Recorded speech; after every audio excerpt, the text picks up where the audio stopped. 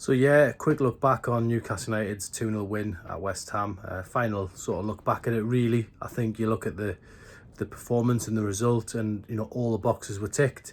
I think Newcastle overall, deserve all the praise they get. The clean sheet was particularly pleasing for Steve Bruce, but his debut boys getting the goals, Hendrick and Wilson, which is fantastic for them in their first week at the club.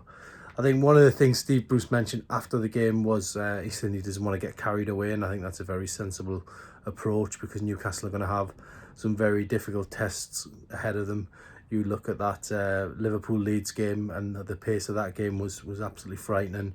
And there's going to be some tough ones, but going to London and getting that result won't do Newcastle any harm at all. They've got Brighton next up, and if they can get something out of that game, then it'll be, in terms of points, a very positive return in the first couple of games before that little bit more daunting game at Tottenham.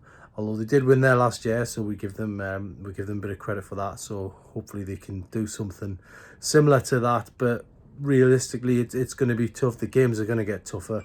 So getting points in the bag is a really important thing. There's another game before that, of course, obviously the League Cup game against Blackburn. I don't think anyone would complain if Newcastle have a bit of a cup run this season. But I think there'll be a lot of changes in that game. Ryan Fraser coming in to get his chance. And there'll be people like Sean Longstaff, I would imagine, will start the game. But Steve Bruce holding his press conference for that one tomorrow. But overall, good win in London for Newcastle over the weekend. And people start the season with a bit of a smile on their face.